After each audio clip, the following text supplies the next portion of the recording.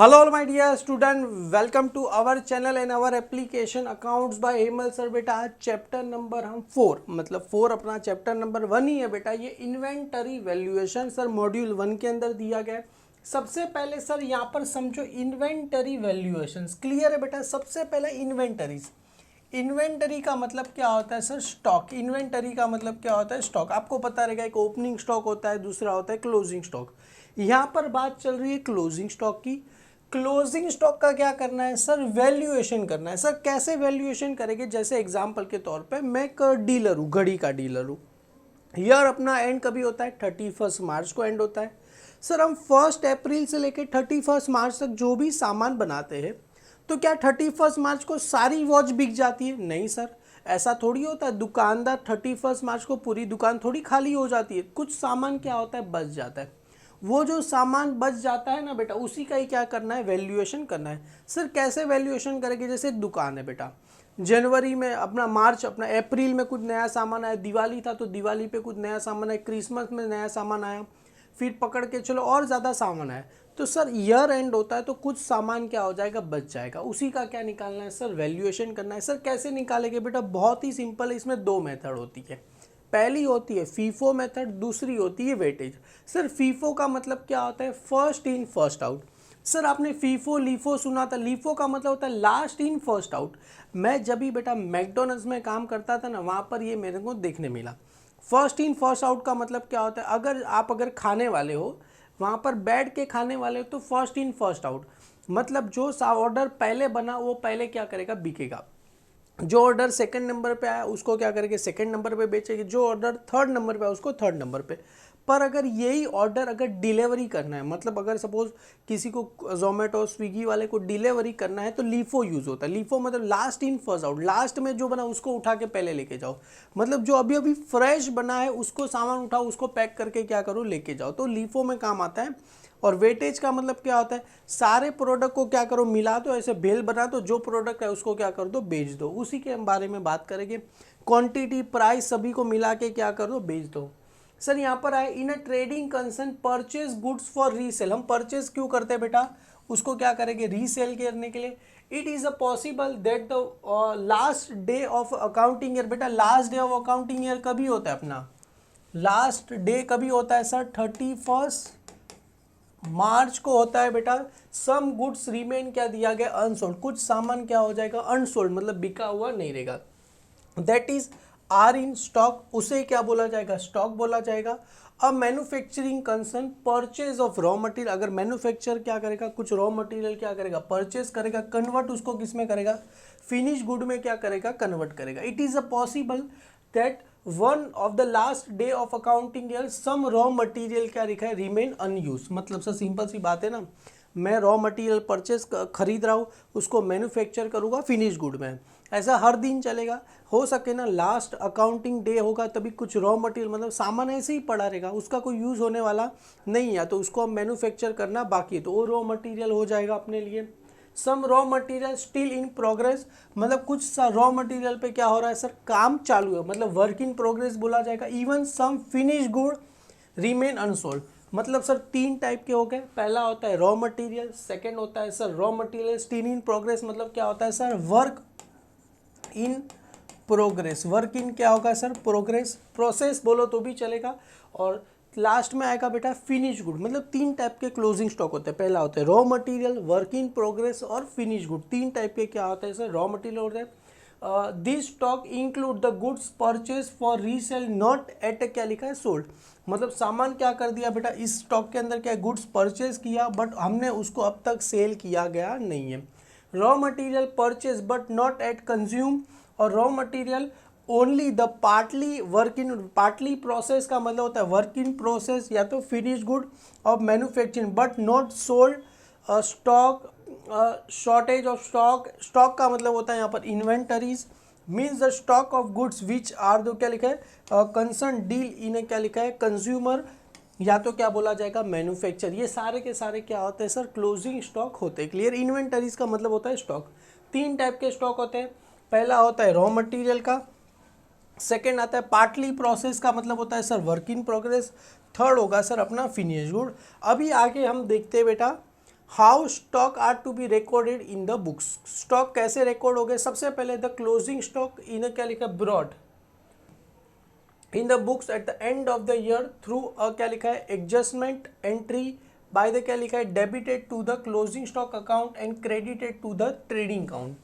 Sir ये समझ में नहीं आया, क्लोजिंग स्टॉक बेटा याद है बेटा, सर ये क्या बोल रहे हैं debited the closing stock account, debited का मतलब क्या होता है असेट्स, असेट्स ऑलवेज कहाँ चला जाएगा डेबिट साइड, क्लोजिंग स्टॉक की दो एंट्री आपको याद होगा trading account credit side balance sheet asset side, अरे असेट्स का मतलब होता है डेबिट साइड और सेकंड क्रेडिटेड कहाँ पर होता है ट्रेडिंग अकाउंट या तो क्या होगा सर मैन्युफैक्चरिंग अकाउंट होगा। समझ में आ रहा है बेटा क्लोजिंग स्टॉक की दो इफेक्ट, एक होता है डेबिट तो दूसरा होगा क्रेडिट। डेबिट कहाँ होगा sir assets, assets always debit side, मतलब डेबिट में किसका नाम आएगा असेट्स और सेकंड क्रेडिट में ट्रेडिंग अकाउंट या तो manufacture. In order to bring the year end closing stock at the क्या लिखा है बुक इट इज क्या लिखा है नेसेसरी, क्या बोल रहे हैं सबसे पहले फिजिकली या तो वेरीफाई द क्वांटिटी और identify the stock as per the year ended. पहले क्या होगा सर फिजिकल जितना क्वांटिटी है उसको क्या करना है मेजर करना है, उसको बोला जाता है periodical system of inventory. Periodical का मतलब क्या होता है फिजिकली जाके चेक करना। एग्जांपल मेरा ईयर एंड हो रहा है, मैं क्लास में आया देखा यार मेरे पास कितनी बुक्स पड़ी है कितना क्या पड़ा है, फिजिकली जाके हम क्या कर रहे हैं देख रहे हैं। दूसरा तरीका होता है परपेचुअल, परपेचुअल में क्या होता है हम फिजिकली जाके नहीं देख रहे, हम अपनी बुक्स में देख रहे हैं चलो इतनी बुक्स है इतनी बुक बेच या इतनी बुक्स पड़ी है, वो perpetual. The computer the raw of which stock are to be क्या लिखा वैल्यू एट द क्या लिखा है value of a stock of quantity multiply by rate, जितना आपको valuation of stock quantity multiply by क्या होगा रेट। ये क्या आता है देखो यहाँ पर फर्स्ट होता है फिजिकल, फिजिकल को क्या बोला जाएगा periodic system of inventory.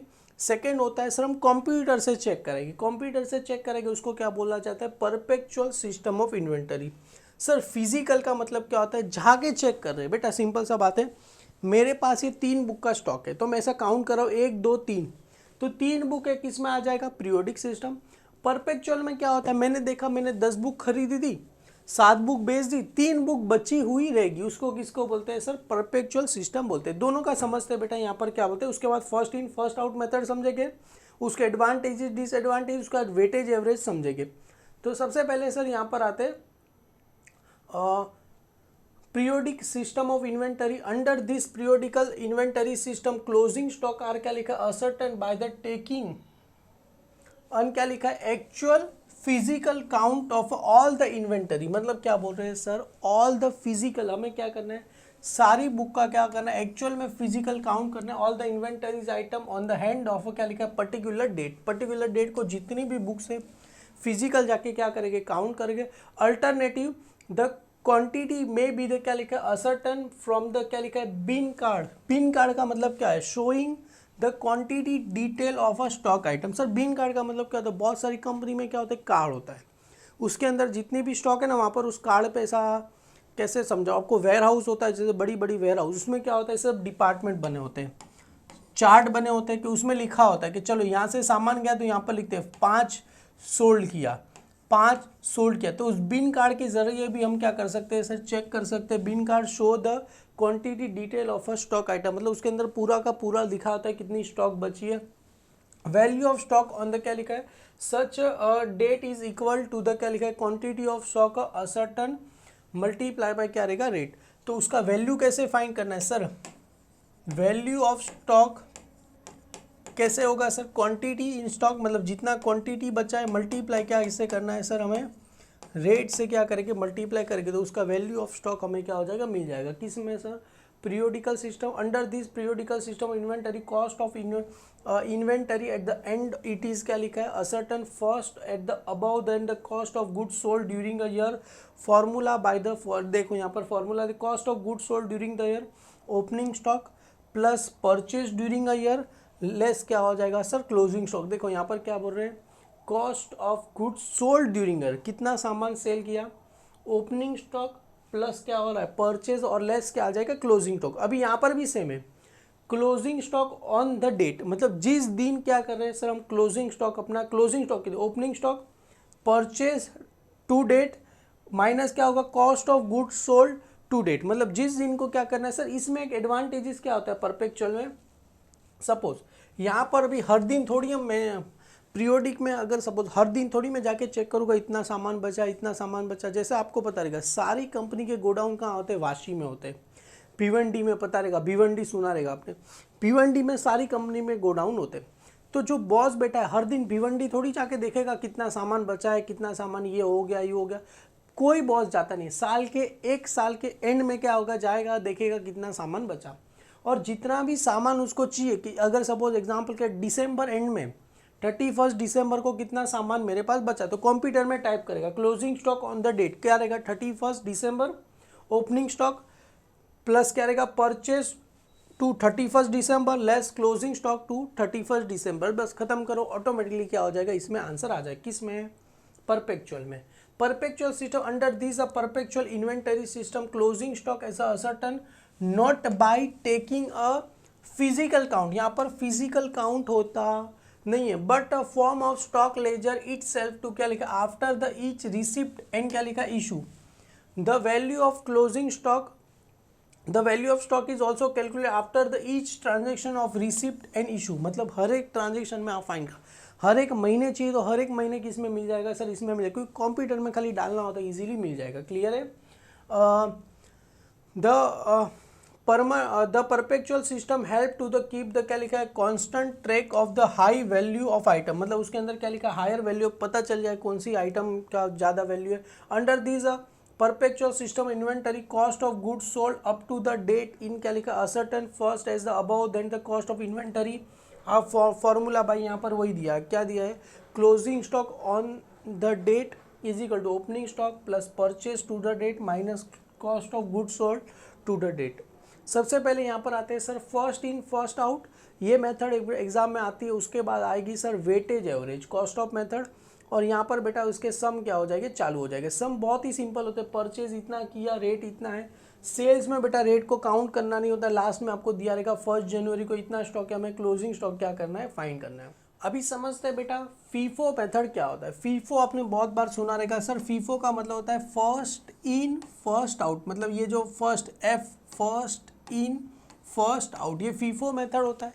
Sir FIFO method में क्या होता है, जैसे हमने यहाँ पर बेटा सबसे पहले एप्पल खरीदा, एप्पल के बाद बनाना खरीदा, बनाने के बाद चीकू खरीदा, ये 3 स्टॉक खरीदे। जैसे एग्जांपल एप्पल, बनाना, चीकू। एप्पल को हमने खरीदा 10 रुपये में, बनाना को खरीदा 20 रुपये में, चीकू को खरीदा हमने 15 रुपये में। तो सबसे पहले सर एप्पल खरीदा, तो सबसे पहले हम क्या करेंगे, सेल किसको करेंगे, एप्पल को ही सेल करेंगे। कितने में सेल करेंगे सर, 10 रुपये में ही सेल करेंगे। उसके बाद बनाना खरीदा, तो बनाना को कितने में सेल करेंगे सर, 20 रुपये में। उसका चीकू, तो चीकू को कितने में सेल करेंगे, 15। मतलब जो रेट पे हम सामान परचेस कर रहे हैं उसी रेट पे क्या करेंगे, सेल करेंगे। This method assume that the item are receive first are issue and sold, या तो कंज्यूम फर्स्ट। मतलब आइटम जो हम क्या कर रहे हैं, रिसीव मतलब परचेस कर रहे हैं, उसको सेल भी क्या करेंगे, फर्स्ट करेंगे। सो दैट द क्या लिखा है, last item, so there is a latest item in a stock. मतलब क्या होगा, उससे क्या होगा, अगर स्टॉक की बात करें जो हमने सबसे आखिर में खरीदा वही अपने पास क्या बचेगा, स्टॉक बचेगा।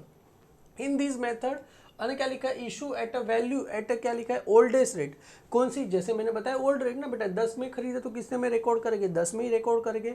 Will the closing stock is valued at a क्या लिखा है, क्या लिखा है, लेटेस्ट रेट। मतलब जो भी अपना आएगा, जैसे चीकू लास्ट में खरीदा तो चीकू का रेट 15 है, तो यहाँ पर भी कितना आएगा, 15 आएगा।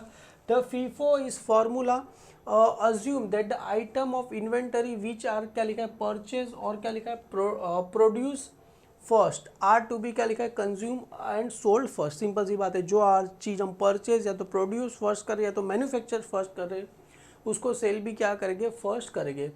Consequently the item of remaining the inventory are to be क्या लिखा है, those are mostly recent purchase और या तो प्रोड्यूस। जो क्लोजिंग स्टॉक होगा वो रिसेंटली हमने क्या किया रहेगा, परचेज, सबसे जो लास्ट परचेज किया वही होगा यहाँ पर। और दोनों में आता है पीरियोडिक में, और परपेचुअल सिस्टम और इन्वेंटरी दोनों में आते हैं। सर ये देखो इसके एडवांटेजेस कुछ रहे, कुछ इस पे डिसएडवांटेजेस भी रहे। सर एडवांटेजेस क्या है, सिंपल टू कंप्यूट। मतलब क्या होगा, सिंपल से क्या करेंगे हम, कंप्यूट मतलब इजीली हम काउंट करेंगे कि भाई कितने अपने पास स्टॉक बचे, कितना क्या बचा है। जैसे simple formula to compute the necessary only the check the purchase of bill backward of the external goods of item stock. Easily हम क्या कर सकते हैं, इसको सिंपल में कर stock value at a current cost, मतलब जो भी अपने पास स्टॉक पड़ा रहेगा, लेटेस्ट स्टॉक रहेगा, और लेटेस्ट स्टॉक कौन से प्राइस में रहेगा, करंट, क्योंकि जो सबसे लास्ट में हम खरीदेंगे उसको सबसे लास्ट में बेचेंगे, तो अपने पास क्या होगा, लेटेस्ट स्टॉक होगा। Closing stock under this formula greater value of a latest stock value पे देगा latest rate, this is a balance sheet show on the current cost of the stock. क्या लिखा है बेटा यहाँ पर, पेरिशेबल गुड। पेरिशेबल गुड्स का advantages क्या होगा, जो पहले खरीदा उसको पहले, जैसे आपने सिंपल सी बात है, अगर अभी आम का सीजन है, जो आम पहले खरीदा रहेगा ना, दुकानदार उसको पहले बेचता है, क्यों, अरे पहले खरीदा पहले बेचेगा ना, वरना रखे रहेगा तो क्या होगा, वो आम पक जाएगा फिर सड़ जाएगा फिर खुद को खाने पड़ेगा। तो एक पेरिशेबल गुड्स में क्या हो रहा है, advantage, this is a mostly suitable for the method of cash of perishable goods which are issue by the first in first out. देखो मैंने बताया था, आम हो गया, जैसे हर एक जो भी सीज़न रहेगी उस सीज़न में क्या होगा, सारे आम क्या होते हैं, जैसे फ्रूट्स वगैरह होगा वो फर्स्ट इन फर्स्ट आउट।